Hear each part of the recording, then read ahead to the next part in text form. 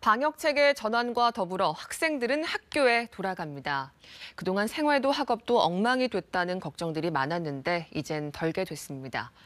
하지만 최근 학생 확진자가 급증하는 건 우려되는 부분인데요. 또 수능도 얼마 안 남았죠.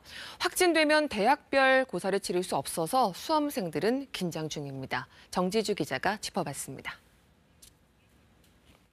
지난해는 사상 첫 12월 수능이었습니다. 코로나로 연기가 돼서인데요. 마스크 쓰고 칸막이도 있었습니다. 수험생들의 고생은 올해도 이어집니다. 또 코로나 수능이죠. 20일 앞으로 다가왔습니다. 수험생들 마지막 점검의 한창인데요. 수능 일주일을 앞두고는 모든 고등학교가 원격 수업에 들어갑니다. 확진자나 자가격리자의 경우는요, 별도의 장소에서 시험을 치르게 됩니다. 문제는 수능이 끝난 뒤입니다. 논술과 실기 등 대학별 고사가 줄줄이 이어지는데요. 확진자의 경우는 시험 응시 기회를 주지 않는다고 하죠. 일부 대학 실기고사에서는 확진자는 물론이고요. 자가격리자까지 응시를 제한하기로 했습니다. 단계적 일상 회복이 이루어지더라도 기존 대학별 지침에는 큰 변화가 없을 거라죠. 대학별 고사는 전형이 워낙 다양해서 교육부가 일일이 대책을 내놓기에는 한계가 있어서라는데요. 그 힘든 대입을 뚫고 대학에 갔는데 코로나 때문에 계속 비대면 수업이었습니다. 캠퍼스 생활이 뭔지도 모른 채 시간만 흘렀습니다. 2학기에는 그래도 학교에 좀 갈 수 있어서 다행이었다는데요. 와서 강의를 들으니까 좀 몰입도 잘 되고 그다음에 질문을 하거나 대답을 하기에도 더 편해서 막상 와서 수업을 해보면 훨씬 낫더라. 그렇게 이야기를 했던 것 같아요. 초, 중, 고등학교는 어떨까요? 초유의 원격 수업에 학교는 텅 비었고요. 학생들은 이렇게 컴퓨터 화면 너머에 있었습니다. 2학기부터는 거리두기 4단계가 아니면 사실상 전면 등교입니다. 초등학교 1, 2학년은 전면 등교 중인데요.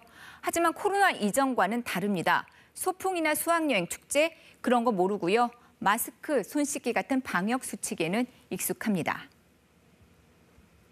그래도 학교에 오면 신납니다. 학교도 활기가 넘치죠. 지난해 입학한 2학년 친구들은 이제 학교가 뭔지 좀 알게 됐는데 벌써 1학년 동생을 맞았습니다. 아쉬움도 크다는데요. 화채도 못 만들어 먹고 학교에서 과자 파티 그런 것도 했다고 그러는데 못하고 그래서 코로나가 미워요. 내년에 고3이 되는 고2 학생들은 학습에 대한 불안함이 큽니다. 특히 책에서 배울 수 없는 것들을 다 놓친 것 같아서 걱정입니다. 지금 거의 중학교 3학년에서 갓 올라온 느낌이거든요. 그래서 이제 내년에는 공부만 해야 되니까 학교 나와서. 코로나19 속에서 학생들은 거의 4학기를 보낸 겁니다. 학교에 간 날보다 못 간 날이 많았습니다.